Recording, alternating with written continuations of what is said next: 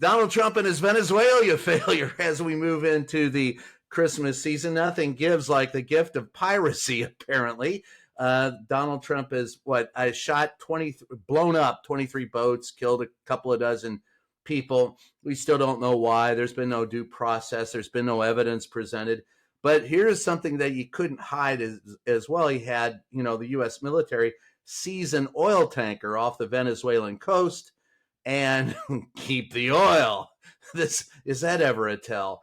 I don't know if you can possibly explain it any other way. But John, the president of Venezuela held members of NATO are calling this an act of piracy. We have acts of murder and now an act of piracy, all, I guess, in praise of the Monroe Doctrine, because by God, hegemony in the Western Hemisphere, that's our game. John? Yes. And in fact, last night, sorry, I was trying to look up the gentleman's name. You caught me mid Google search. That's okay.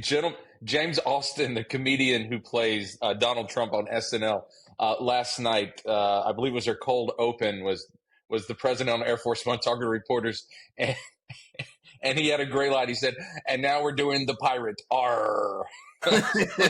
He was talking about this. And, I was in the briefing room. God, was that Thursday? That was just 3 days ago, huh? Only feels like 30 days ago. But Caroline said that the vessel is headed to, I believe she said Galveston, Texas. So it's headed to a U.S. port. And she said there is a legal process before they can, as you so eloquently put it, take the oil. And she said they're going to follow whatever legal process that they have to go through. But which means they won't. well, yeah. I think that's a pretty fair assumption that there's probably a very little legal. Once you have the boat, you have the oil, right? That's right. Really stunning stuff. What oil? It was empty. We have no idea what happened to the oil. Right. Suddenly, the ship was empty. You're right. How did that happen?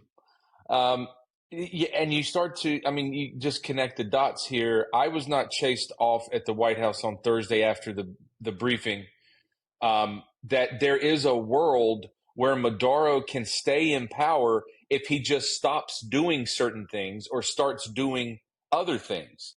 And I said, what I don't hear you guys or the president saying is or else. I haven't heard an or else. I heard an or else in the 90s with Saddam. Now, HW didn't follow through on the or else. Ron, you were there, right. Over there. Yeah, I heard or else with the Taliban.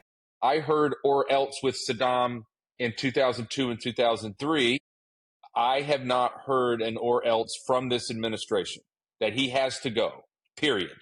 They seem to be, and you don't, Trump talked to him on the phone. I don't remember George W. Bush calling up Saddam and saying, "Hey, bud, you want to make a deal?" So something else is going on here. We know from Caroline also, she said a lot Thursday. She said the Oval Office is Grand Central Terminal. And that's why the president has a bruise on his right hand. He's right-handed, so he shakes with his right hand, and has the bandage. She said it's from shaking hands all day.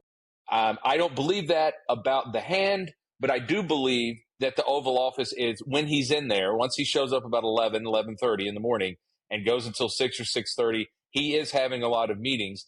We know he's meeting with CEOs because when the pool goes in and flips the camera on, they're standing behind the desk.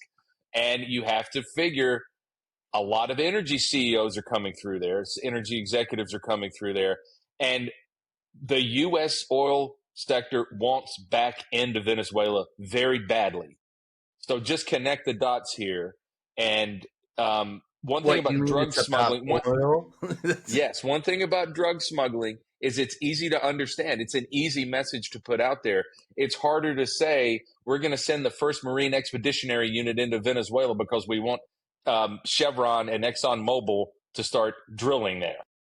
Well, it's easier to say it and it's easier to make a lie about it, but that's another story.